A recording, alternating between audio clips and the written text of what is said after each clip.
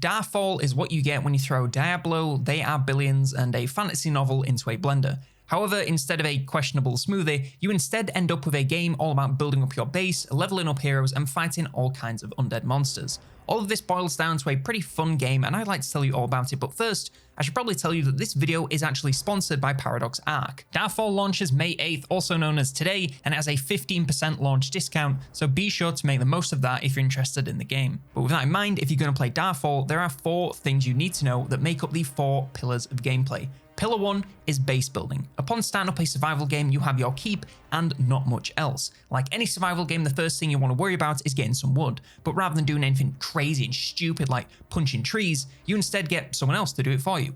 Wood, and for that matter, stone and food, are all gathered by building their respective harvesters. But of course you need people to work in those harvesters, and that's where workers come in. These loyal labourers can fill any non-combat role you throw at them, and all they ask for is some food and a place to rest their head. Once you have some basic resources like wood and stone on the go, you can start to branch out to more exciting stuff like turning that wood into planks or that stone into bricks. These new materials allow you to build all kinds of advanced buildings like wheat farms and bakeries to create bread to not only feed your workers, but also increase their efficiency. Happiness. There's also the workshop to increase the efficiency of your buildings even further, and the tavern to give your workers a place to unwind. But before you can worry about any of that, you should probably turn your attention to what happens when the sun goes down. When night falls, creatures of all kinds will come looking to raise your town to the ground, and that brings us to Pillar 2, combat and tower defense. Whilst you don't want to lose anything, if you lose your keep, it's game over, so protect it at all costs. To keep your town safe, you'll need to invest in defensive structures, and these come in 2 forms: walls and weapons. Walls do what they say on the tin. They block movement and stop enemies from getting to your valuable buildings inside, but they only work for as long as they have health. To actually stop enemies for good, you'll need weapons, and we're mainly talking about ballistas and towers. Both of these do essentially the exact same job, with the ballista doing a little bit more damage and the tower being a little bit more tough to take down. Both of them can shoot at enemies within their range, and both of them can shoot over walls. This means you can build them safely behind the walls, and whilst enemies are trying to break through, they can shoot them to ribbons. There's also spikes and explosive barrels, but these are a little trickier to make use of since they need enemies to be right on top of them. Plus, in the case of explosive barrels, they're kind of a one-time use since, well, you know, if enemies break through, they'll go straight for your towers, so in that case, you'll want something else there to help take them down faster, and that's where units come in. These are, do I really need to explain what a unit is? Okay.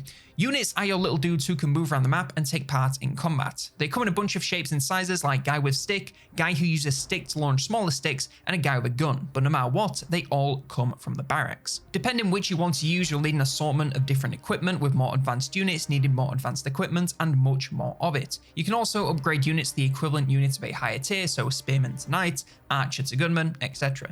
Once you've got some units, you just select them and tell them where to go, and they'll head on over and attack anything nearby. Just be careful not to let them die, especially if there's something expensive like a paladin. When they go down, they don't drop anything, so you can very easily lose a whole lot of equipment, and you'll need to craft that all over again to replace them. You can have 5 units per barracks, so you're unlikely to ever be dealing with huge armies, but if you want to keep things organized, just use control groups, as in press control and a number, and boom, those units are grouped and easily selected later on. But with all this in mind, it's important to remember that an army is nothing without its leader, and that brings us to Pillar 3, heroes. When you start your game, you can choose from one of 5 heroes to lead your town to victory. There's a range of characters to choose from, and each one has their own unique playstyle and strengths in combat. The mage is powerful from a range and can do a lot of damage with spells, but once he starts to take damage, he goes down fast. Whereas the paladin is a tanky frontlines melee fighter with abilities to protect allies and deal high damage to enemies. They're all strong in their own specific playstyles, so you just need to figure out what that is and find the one that works best for you. Once in game, combat abilities aside, all heroes perform the same jobs. Just being close to workers increases their working speed, greatly increasing resource income. They can even help out with resource gathering to speed things along, which isn't a bad idea early on to give your economy a boost. However, the best way to make use of your hero is, of course, combat. During early nighttime invasions, they'll be your only option for defending your town. Carrying the weight of this on their back does come with some upsides, however, mainly plenty of combat experience in the form of skill and perk points. Skill points can be used to unlock and upgrade abilities for your hero, and as I said, every hero has a different selection to choose from, but in general, you're looking at ways to deal more damage to enemies, prevent damage to yourself and allies, or heal from damage that's already been dealt. You can only have 3 skills, so try to choose carefully to ensure you have a complete character and don't miss out on something that you really need. Perk points, however, are spent on passive bonuses for your hero. There are 2 sides to this, and those are economy and combat. Economy has upgrades for increasing your hero's harvesting ability and the amount of loot they find alongside the range and power of their aura. Combat has upgrades for health and damage, so it makes your hero much better at fighting.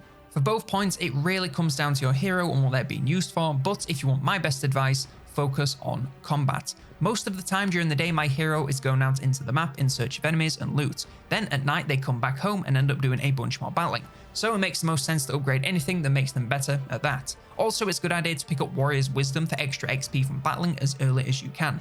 Now yes, it costs 3 perk points, which can take a while early on, but it'll mean that they level up much faster, so it works out better in the long run. As you travel around the map and take down enemies, you'll likely come across equipment of all shapes and sizes. This can be picked up and used by your hero to enhance their stats further. Bear in mind that not all gear can be used by all heroes, so if you find something that you can't use or don't need, head back to base and recycle it for some extra resources. Speaking of traveling around the map, that brings us to the final pillar of gameplay, exploration. This is the final and arguably most important pillar, as it's the only way to win the game outside of simply waiting for the final assault. But before that, exploration is needed to find resources that don't spawn close to your base. Wood and stone are neat and all, but eventually you want to upgrade to iron or even silver to kit out the best warriors you possibly can. These come in the form of ore deposits spread throughout the map, but chances are they'll be a little too far from your home to build lanterns and walls and defenses all the way there.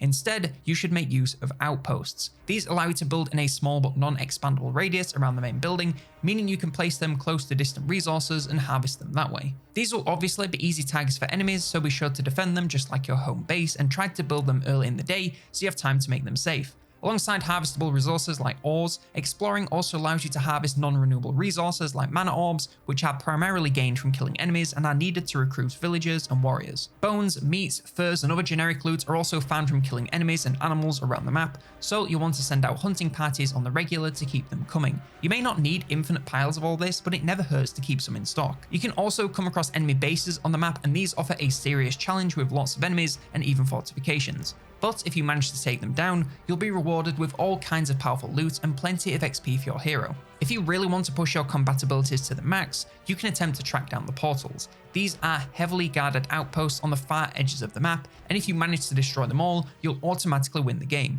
Be warned, when I say heavily guarded, I really mean it. They are crawling with extremely powerful enemies, so only attempt to take them down if you have a large army of elite troops and plenty of control groups. To master the game, you'll want to be working on all 4 pillars at the same time to slowly build up your town, army, hero, and map knowledge, and only then can you really open the taps and start cooking.